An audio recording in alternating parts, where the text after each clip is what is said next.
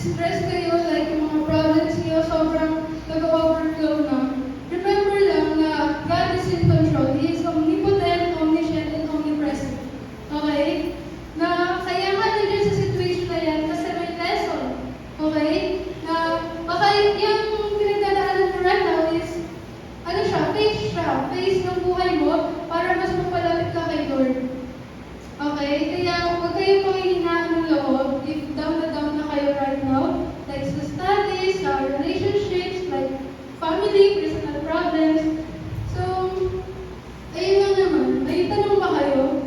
So, ayun din, sabi ko kanina. For where two or three come together in my name, I am there with them. So, eto.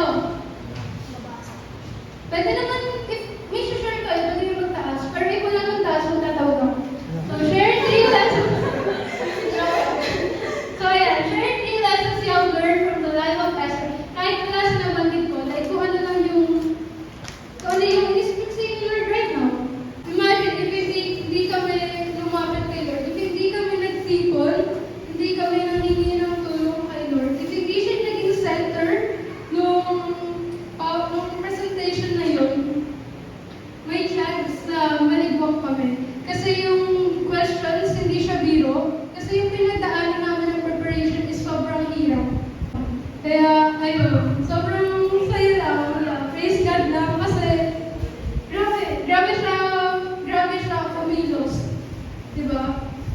Kaya, always of God, He is present all the time. He is in control. He knows all things. Okay? He knows the past, present, and future. And when you come together in His name, He is there.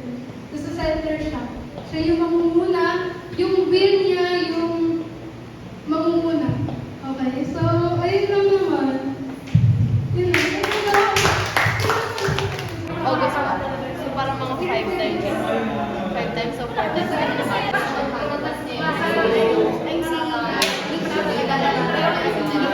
Wala akong ginawa kundi mag-cellphone. Totoo yun. Pinag lang talaga ako.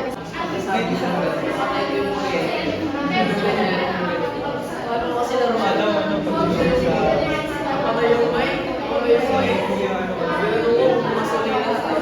Kasi naglalaro lang kayo ng ano, parang conflict.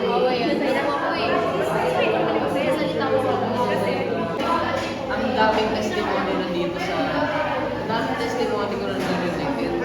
I love hearing testimony kasi wala na.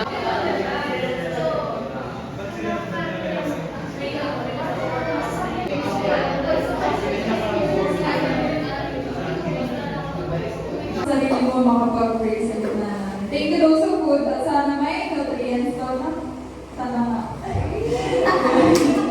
So, credit sa mga naghanda, si JR, si Rob, si